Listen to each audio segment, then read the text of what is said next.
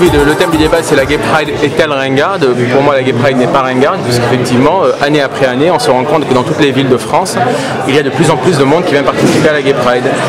À Montpellier par exemple, en 1995, pour la première, on était 800. Et là, cette année, 16 ans plus tard, on était entre 18 000 et 20 000. Donc si c'était une manifestation ringarde, il n'y aurait pas plus de monde qui viendrait chaque année. De plus en plus de gens hétéros, de tous les âges, des jeunes, des vieux. Donc si c'était quelque chose de ringarde, le démodé, les gens en général, ils viennent pas, quoi. Et donc la Gay Pride n'est pas du tout ringarde et elle est là encore pour durer pendant très longtemps parce que les gens, ils viennent pour y trouver à la fois un message politique revendicatif, ils viennent pour y retrouver des amis, ils viennent pour y faire la fête. Et en gros, la Gay Pride est l'une des seules manifestations en France où à la fois on revendique tout en étant joyeux, on ne fait pas la gueule. Souvent lorsque je regarde les manifestations dans la rue, quels que soient les motifs les plus légitimes d'ailleurs, la seule chose qu'on voit, c'est les gens en train de gueuler, de faire la gueule, ils sont tristes, ils sont pas contents, etc. Ben, même nous, quand on n'est pas content, on le dit, mais après on sourit, parce qu'effectivement être gay, au sens propre comme au sens figuré, c'est aussi savoir prendre du recul, savoir sourire, savoir rire de soi-même et rire avec les autres et faire la fête avec les autres. Donc voilà, c'est la raison pour laquelle la Gay Pride pour moi n'est pas du tout ringarde.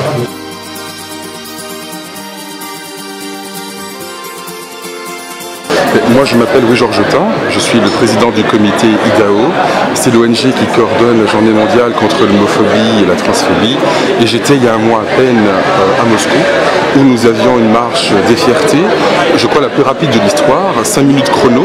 Il fallait fuir assez rapidement pour éviter à la fois la police et les néo-nazis. Alors je peux vous assurer que cette question n'est pas à l'ordre du jour à Moscou, où on réclame quoi? Mais la même chose qu'à Paris, l'égalité des droits, la liberté, tout simplement la liberté de manifester. Donc c'est pas du tout quelque chose de ringard, ça va de soi, c'est une marche de résistants et même j'allais dire de héros. Donc ce sont ces héros que je suis allé soutenir là-bas. La Gay Pride est ringarde dans la mesure où effectivement elle a un caractère qui n'est pas novateur. Je veux dire, la formule est la même depuis 30 ans. On mélange de l'associatif et du festif avec les gays qui viennent marcher.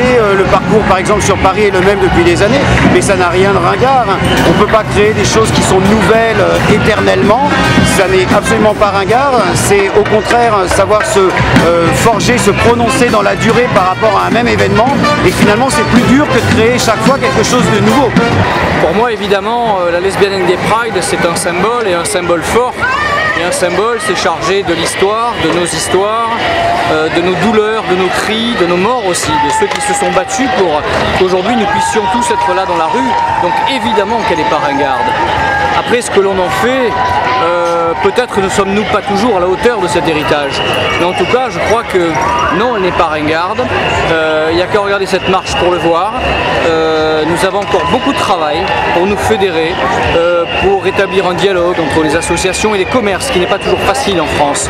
Mais je crois que la communauté gay dans toute la France a un devoir, celui de se renouveler, celui de se remettre en question en permanence et surtout celui d'être solidaire. Moi je pense qu'à partir de ce débat sur la Gay Pride est-elle ringarde, la réponse est évidemment non. Ne sont ringards que ceux qui le pensent véritablement, ceux qui sont insatisfaits de tout et qui ne s'engagent jamais. La réalité, en revanche, on peut se questionner, c'est comment faire progresser les marches, qu'elles soient en région ou qu'elles soient à Paris, comment faire pour faire participer l'ensemble du tissu associatif et commerçant, comment trouver une osmose dans ces deux mondes-là qui, c'est vrai, ont parfois du mal à se parler et à travailler ensemble. C'est à mon avis ça qu'il faut peut-être améliorer, tout en reconnaissant que dans les villes, il y a des villes où ça se passe très très bien.